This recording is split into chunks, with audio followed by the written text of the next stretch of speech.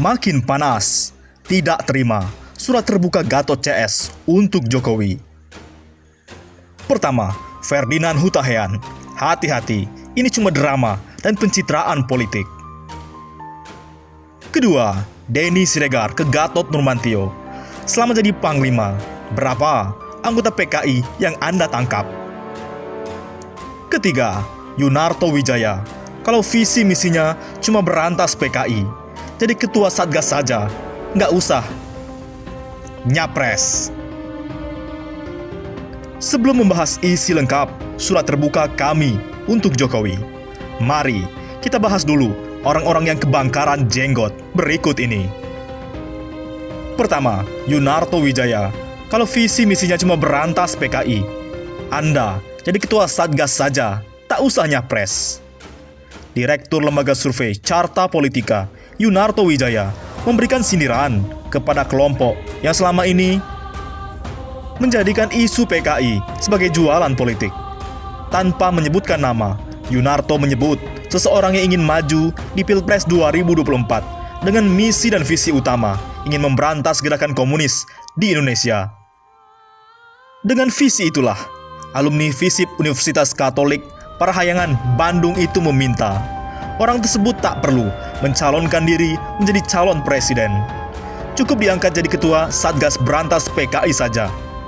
Ya udah, kalau visi misinya emang cuma berantas PKI, dijadiin aja ketua Satgas Berantas PKI. Nggak usah kejauhan nyapres, kata Yuniarto di akun Twitter @YunartoWijaya Rabu 23 September 2020. Sepertinya dia takut dengan Jenderal Gatot, karena hanya bisa sindir-menyindir tanpa mengetak orangnya. Selanjutnya, yang kebakaran jenggot kedua, Denny Siregar ke Gatot Nurmantio.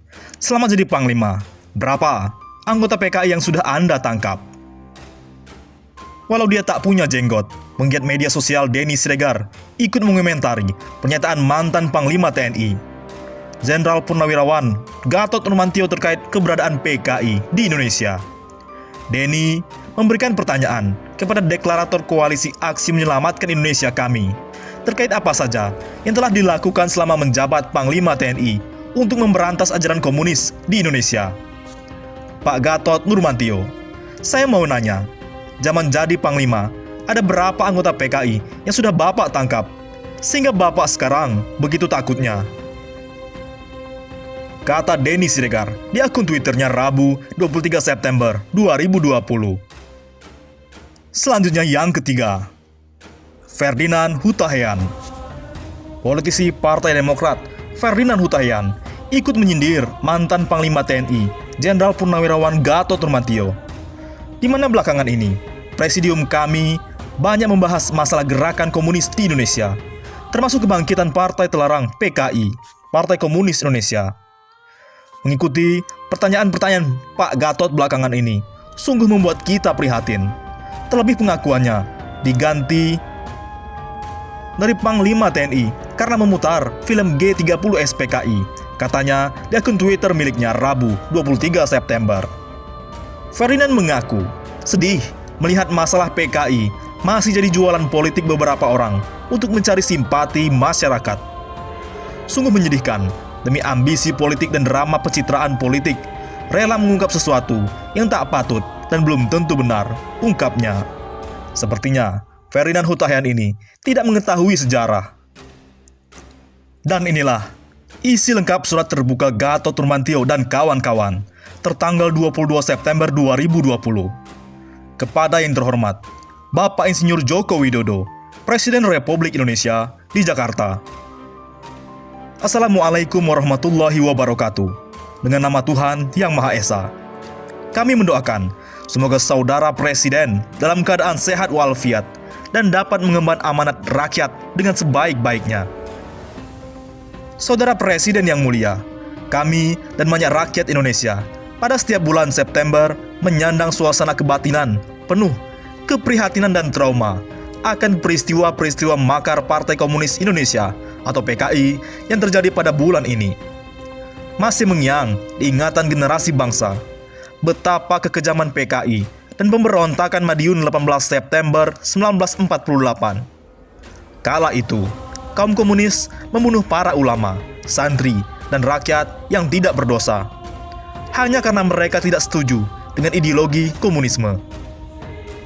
17 tahun kemudian, tepatnya pada 30 September 1965, PKI kembali melakukan makar dan kekejaman, yakni mereka membunuh 7 jenderal TNI Angkatan Darat secara biadab, membunuh dan memasukkan jenazah mereka dalam sumur di lubang buaya. Makar dan pemberontakan itu dilakukan PKI, baik prolog maupun epilognya, dengan tindak kekerasan dan kekejaman pembunuhan terhadap rakyat, khususnya para ulama dan santri. Peristiwa makar dan kekejaman PKI pada 1948 dan 1965 menoreh sejarah kelam, bahkan hitam, dalam sejarah kebangsaan dan kenegaraan Indonesia yang berdasarkan Pancasila dan UUD 1945. Adalah jelas bahwa PKI dan kaum komunis tidak bersetuju dan ingin selalu merongrong negara Pancasila, baik dengan upaya mengganti Pancasila maupun dengan memperjuangkan penafsiran dan pemerasan terhadap Pancasila, sehingga Pancasila kehilangan esensinya.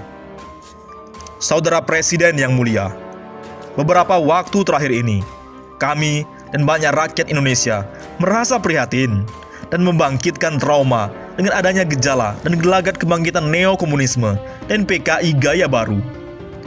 Hal demikian tidak lagi merupakan mitos atau fiksi, tapi sudah menjadi bukti. Anak cucu kaum komunis ternyata sudah menelusup ke dalam lingkaran-lingkaran legislatif maupun eksekutif. Sebagian mereka sudah berani memutarkebalikkan sejarah dan menyatakan bahwa PKI adalah korban, dan kalangan non-PKI, khususnya umat Islam, sebagai pelaku pelanggaran HAM berat terhadap orang-orang PKI.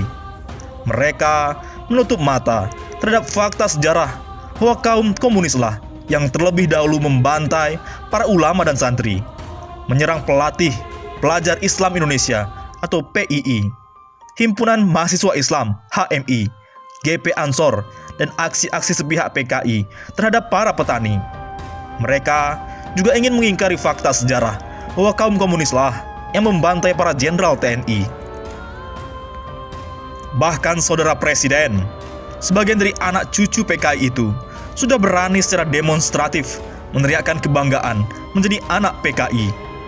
Kami dan banyak rakyat Indonesia meyakini bahwa supaya adu domba sama warga masyarakat, khususnya sesama umat Islam dan antar umat beragama, penyandungan atau bullying, hingga pembunuhan karakter atau karakter assassination terhadap lawan politik merupakan cara-cara kaum komunis yang juga pernah dilakukan pada masa lampau menjelang makar atau pemberontakan PKI tahun 1948 dan 1965. Secara khusus, saudara Presiden, kami dan rakyat Indonesia sangat trauma karenanya meyakini bahwa adanya RUU tentang haluan ideologi Pancasila atau RUU HIP dan usulan baru RUU Badan Pembinaan Ideologi Pancasila atau RUU BPIP. Itu adalah upaya merendahkan, meremehkan, menyelewengkan, dan penyalahgunaan Pancasila. Saudara Presiden yang mulia, berdasarkan semua itu, maka kami yang bergabung dalam koalisi aksi menyelamatkan Indonesia, kami, dan meyakini banyak rakyat Indonesia yang mendukung, dengan ini menuntut hal-hal sebagai berikut. Pertama, Presiden Joko Widodo dan pemerintahan yang dipimpinnya untuk bertindak serius terhadap gejala, gelagat, dan fakta kebangkitan neokomunisme dan atau PKI gaya baru yang sudah nyata dan tidak perlu lagi ditanya di mana. Kedua, Presiden Joko Widodo dengan kewenangannya sebagai presiden meminta DPR untuk tidak melanjutkan pembahasan tentang RUU Haluan Ideologi Pancasila dan RUU Badan Pembinaan Ideologi Pancasila, bahkan agar menarik RUU HIP dan Prolegnas dan tidak memproses RUU tentang BPIP. Ketiga, Presiden Joko Widodo sesuai kewenangan yang dimilikinya menyerukan lembaga-lembaga pemerintah dan lembaga-lembaga penyiaran publik, khususnya TVRI, untuk menayangkan film pengkhianatan G30S PKI dan atau film serupa agar rakyat Indonesia memahami noda hitam dalam sejarah kebangsaan Indonesia. Begitu pula, agar pelajaran sejarah yang menjelaskan noda hitam tersebut diajarkan kepada segenap peserta didik. Tidak dikurangi, apalagi dihilangkan. Ingat pesan Bung Karno, jas merah, jangan sekali-kali lupakan sejarah. Saudara Presiden yang mulia, kami berkeyakinan bahwa tuntutan-tuntutan di atas adalah konstitusional dan rasional.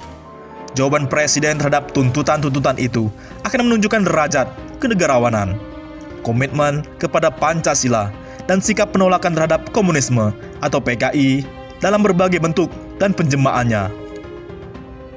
Demikian surat terbuka ini disampaikan sebagai bentuk keterbukaan dan pelurusan sejarah kebangsaan kepada jejaring kami di daerah-daerah dan mancanegara agar mengawalnya, dalam rangka memperingati kebiadaban PKI pada tanggal 30 September 1965. Kami menyerukan kepada segenap rakyat Indonesia untuk mengibarkan bendera setengah tiang pada tanggal 30 September 2020, dan dalam rangka merayakan Hari Kesaktian Pancasila, agar pada tanggal 1 Oktober 2020 menaikkan bendera setiang penuh.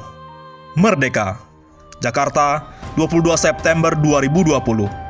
Presidium Koalisi Aksi Menyelamatkan Indonesia, Gatot Nurmantio, Rohmat Wahab, M. Din Syamsuddin. Bagaimana menurut pendapat Anda?